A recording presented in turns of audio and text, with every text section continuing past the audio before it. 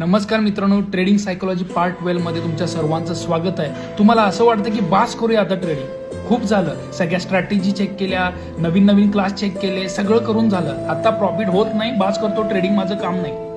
तर मित्रांनो, तुम्ही चुकताय.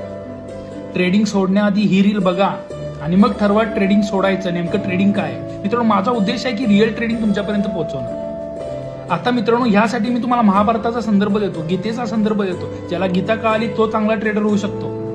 तर मित्रांनो, शकुनी मामाने एक वाक्य म्हणलंय, युद्ध रणभूमी से पहिले मनभूमी में खेळला जात आहे. आणि ट्रेडिंग तेच करते. ट्रेडिंग हे सायकोलॉजीचा गेम आहे. आता मला सांगा, अर्जुनाकडे नॉलेज होतं, म्हणजे धनुर्विद्येचं नॉलेज होतं, म्हणजे युद्ध कला त्याला येत होती, त्याच्याकडे धनुष्य होतं, त्याच्याकडे बाण होते, तरी पण अर्जुन काय म्हटलं, मी युद्ध लढू शकत नाही.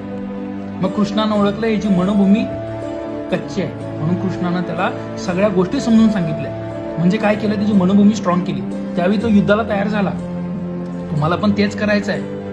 मित्रांनो, तुम्हाला वाटत असेल ते क्लासमध्ये काय शिकवलं नाही किंवा ती स्ट्रॅटेजी फेल आहे. मित्रांनो, ते फेल नाही आहे, तुमची मनोभूमी फेल आहे. त्याच्यावर काम करा. त्यासाठी ही सायकोलॉजी सिरीज चालू केली आहे.